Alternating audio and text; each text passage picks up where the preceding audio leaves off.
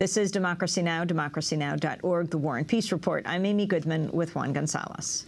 Well, Vice President Joe Biden met with congressional negotiators last Thursday to discuss ways to curb the federal deficit and permit new borrowing after August 2nd, the day the U.S. government is expected to reach its $14.3 trillion borrowing limit.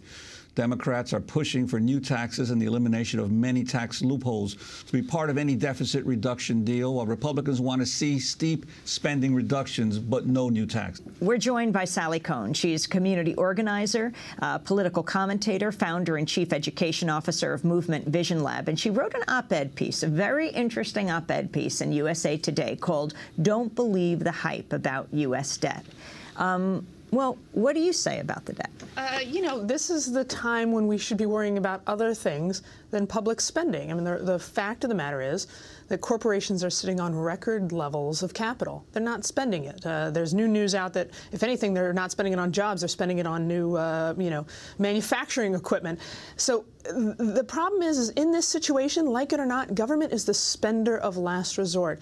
And the irony with all this, when everybody says, well, government should be tightening its belts, so is everyone else, you know, we let corporations, we actually encourage corporations in this country to borrow and carry debt ratios sometimes 3, sometimes 4, 14, 50 times higher. Give us examples. Than government.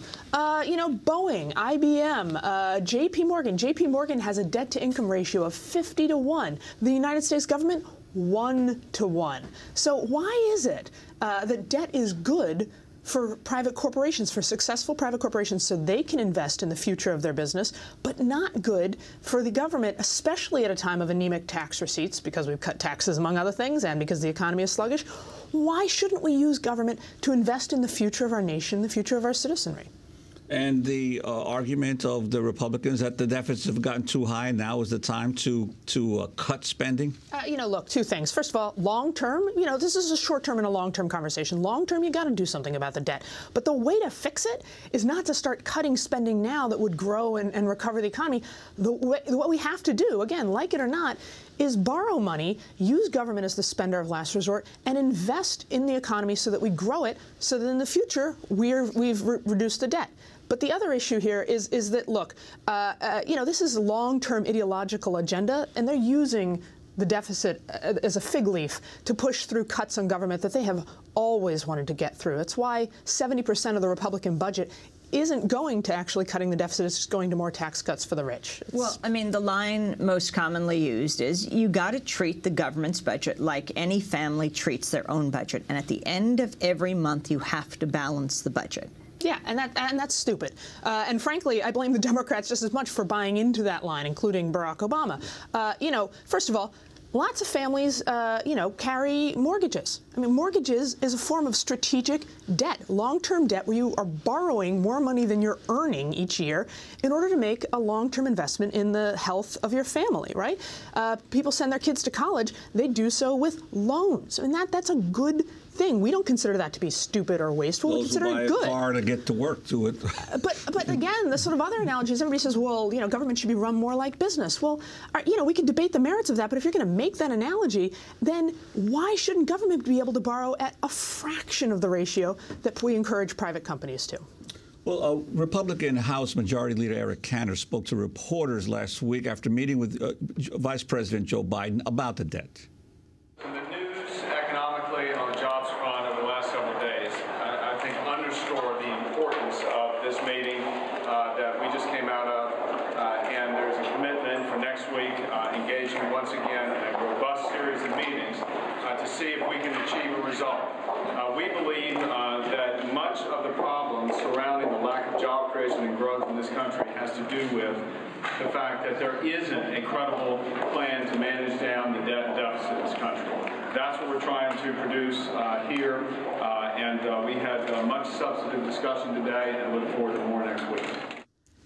Your response? Again, if they really cared so much about the deficit, then 70% of the Republican budget plan would not be going to give further tax breaks to the rich and corporations that already are paying the lowest tax rates in the last century. So it's an excuse. They're sort of trying to scare the American public into thinking that debt and deficit is this horrible thing and is actually the cause of our problems, where in fact it's the only thing that has the potential to bring us back from the edge.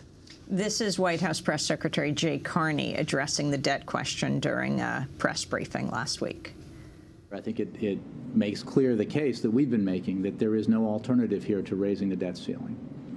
This is not about additional spending. This is about honoring the obligations that the United States government has made. And the consequences of not raising the debt ceiling, as some of these rating agencies have suggested, would be severe.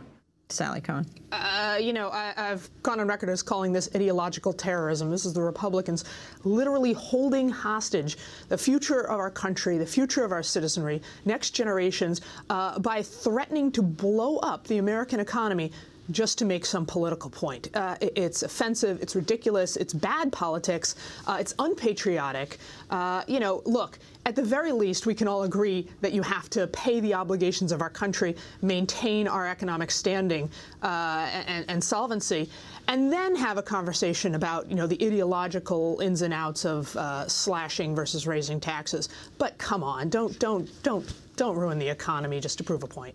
But yet you don't have the Obama administration making a clear distinction and saying, yes, we do need to sharply increase the spending to do the infrastructure, recruit people to do the infrastructure work, do a Great Depression type jobs program to lift the country out of its situation. Yeah, and shame on them. You know, and I think, look, Barack Obama has about a year to get back on the bully pulpit and start explaining to the American public why government spending is critical at this moment, why government is the spender of last resort, why government is needed to kickstart the anemic economy.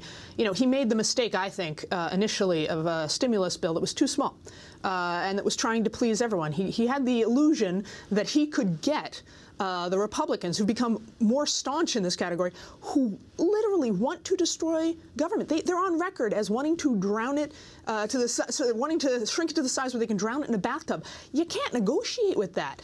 But he tried to create a stimulus bill that would make them happy, and in so doing, created a stimulus bill that, yes, had some positive effect, but wasn't remotely large enough to prevent now some of the slip we're seeing. You know, so he has to get back and explain to people why what he's done has worked, and hopefully do more aggressive action, not worry about the political fallout, and instead worry about the future of our nation.